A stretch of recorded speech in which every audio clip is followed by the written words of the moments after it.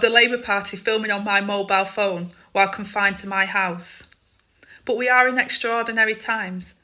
Summer's definitely over, and this morning we've got all the Number 10 staff together and talked through what phase 2 of the government is going to look like and feel like. So we go into phase 2, 1st of September 2025, in good spirits, confident and with conviction. Starmer's shocking cabinet reshuffle, power play or panic move? Right. Before we dive into what can only be described as one of the most dramatic political earthquakes Westminster has witnessed in recent memory, smash that subscribe button because you absolutely will not want to miss our coverage of the chaos that's about to unfold in British politics over the coming weeks. Angela Rayner has fallen, and with her departure, Keir Starmer has just executed what amounts to a complete governmental reconstruction that's left even seasoned political observers reaching for their constitutional textbooks.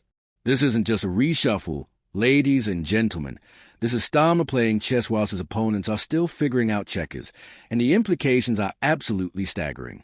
Let's be brutally honest about what happened here. Rayner's resignation wasn't some noble falling on her sword moment. It was the inevitable conclusion to a week of mounting pressure over a failure to pay the correct amount of tax on her £800,000 property in Hove. The Prime Minister's ethics advisor concluded she had breached the ministerial code, though curiously noted she had acted with integrity, which is rather like saying someone crashed their car whilst driving perfectly well, isn't it? The £40,000 in additional stamp duty she owed might seem like pocket change to some, but in the unforgiving world of Westminster politics, it's proven to be career-ending.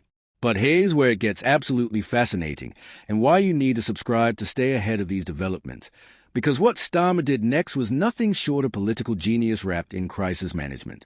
Rather than simply replacing Rayner and hoping the storm would pass, he seized this moment of maximum vulnerability and turned it into the most comprehensive cabinet overhaul we've seen since the last time a government was in complete meltdown. David Lammy, formerly our man on the international stage as Foreign Secretary, has now ascended to Deputy Prime Minister, describing it as the honour of his life, while simultaneously taking on the Justice Secretary brief. That's not just a promotion, that's a complete strategic repositioning that signals Starmer's intent to have someone he trusts implicitly as his number 2. But the real masterstroke, the move that's got every political pundit frantically rewriting their analysis, is Yvette Cooper's transition from Home Secretary to Foreign Secretary. Now, Cooper at the Foreign Office is absolutely intriguing because she brings a domestic security mindset to international relations at a time when Britain's global position has never been more precarious.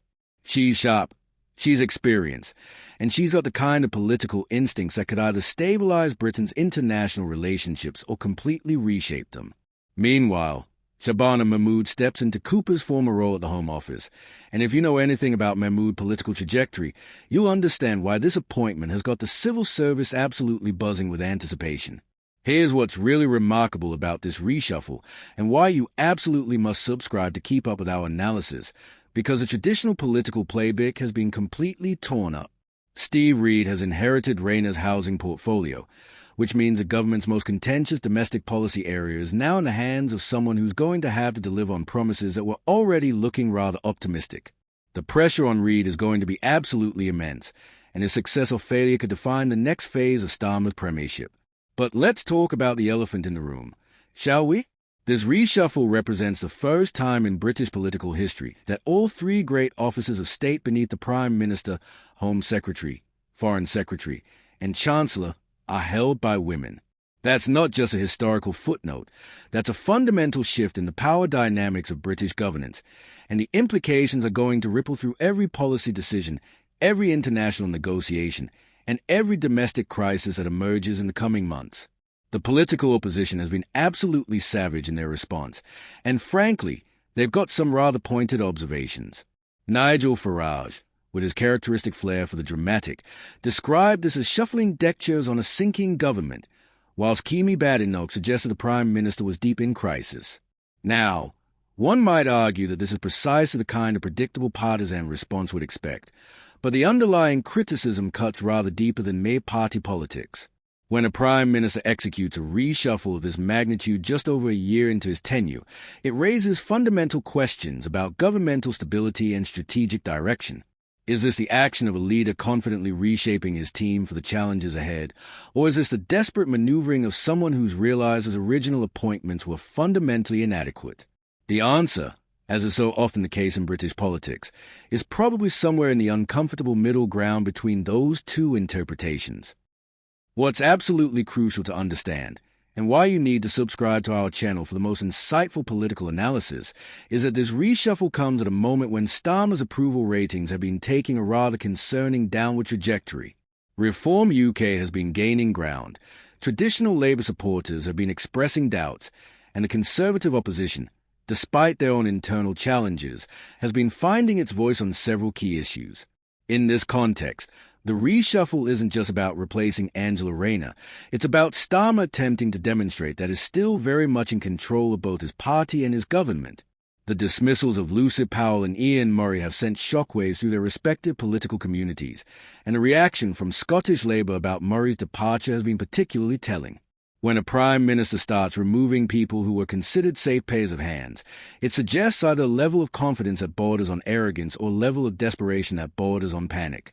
The political class is still trying to determine which interpretation is more accurate. Here's what makes this entire situation so compelling from a constitutional perspective, and why our analysis on this channel is essential viewing for anyone trying to understand modern British politics. Starmer's decision to go big rather than implement minor changes represents a fundamental gamble on the nature of political power in contemporary Britain. His betting that bold action will be interpreted as strong leadership rather than panicked reaction, but that's a wager that could go spectacularly wrong if his new appointments fail to deliver immediate and visible improvements. The international implications are particularly fascinating, and something we'll be analyzing in detail in upcoming videos, so make sure you're subscribed. Cooper's appointment as Foreign Secretary comes at a moment when Britain's relationships with Europe remain complicated, when the special relationship with America is evolving, and when global challenges from Ukraine to climate change require sophisticated diplomatic responses. She's inheriting a brief that would challenge even the most experienced international operator, and she's doing so at a moment when any significant misstep could have profound consequences for Britain's global standing. What's really struck political observers about this entire episode is the speed and comprehensiveness of Starmer's response. Rather than allowing the Rayner situation to fester, rather than implementing gradual changes, he's opted for what can only be described as shock and/or governance.